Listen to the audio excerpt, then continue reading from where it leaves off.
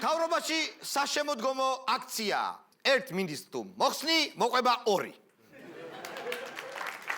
ალასანია, ფანჯიკიძე და პეტრიაშვილი გადადგნენ. წულუკიანის გეშინოდეთ ხალხო. აბა, ისე წულუკიანმა კი ახსნა თავისი დარჩენა. კაცო, ხელის მოსაკიდებელი ადგილი არ დარჩა, თორე მეც გავყვებოდიო.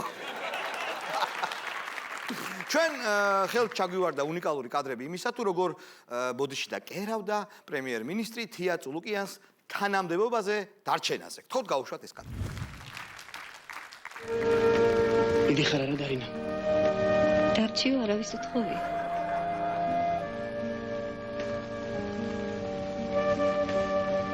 მე რომ გთხოვ, ძალიან რომ გთხოვ. ძალიან? არ ვიცი. განასე ადვილია. საერთოდ არ მომწონს ეს ფანჯიკიძის საქციელი. კაცი რო გადადგები, ნათესავები უკვე უნდა გამოყვნენ. ჯო ღმერთმა არქნას, ღარიბაშვილი რო გადადგეს, უნდა დარჩეს სახელმწიფო სამსახური საჯარო მოხელეების გარეშე. ალასანიას გადაყენება ძალიან გაუხარდათ ნაციონალებს და კერძოდ რუსთავ იორის თანამშრომლებს. აი ხა ნახეთ რა მოხდა კურიერის პირდაპირ ეთერში, როდესაც ამ ნიუს გვაუწყებდა წამყვანი. აი ნახეთ. ამ საქმეს პროკურატურა უკვე 1 წელია იძიებს, თუმცა ბრალდების ოფიციალურად წაყენება ზუსტად იმ პერიოდს დაემთხვა, როდესაც თავდაცვის სამინისტროს ტენდერებზე ეტავებიან.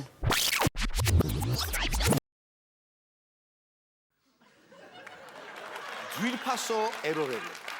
მინდა გითხრათ, რომ ალასანიას გაშვებამ არ გამოიწვია უმრავლესობის დაშლა და მთავრობის კრიზისი. ასე რომ წულუკიანიც კი დარჩა პოსტზე. შესაბამისად, ტყუილად გიხარიათ და ყველაფერი ისე იქნება, როგორც არის საჭირო და რაღაცეები ისე ჩამოყალიბდა.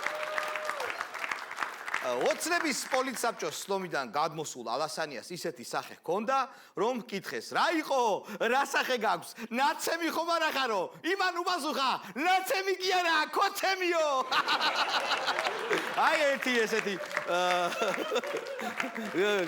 გაზმანოვის შუტკა ყველა გადაცემაში გვექნება. ნახოთ გაიტანს თუ არა.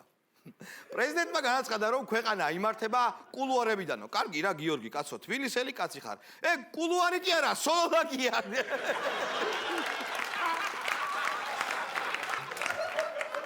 ისე, სხვა მინისტრებო, კარგად დაიმახსოვრეთ ეს ამბავი. რაც მოხდა, ის შეიძლება განმეორდეს, საფრთხეს არ ძინავს, მინიმუმ ღამის 10 საათამდე მაინც.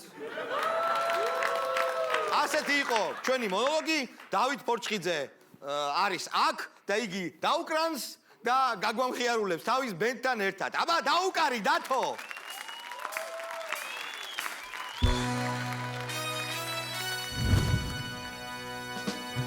ამ საღამოს თქვენ იხილავთ.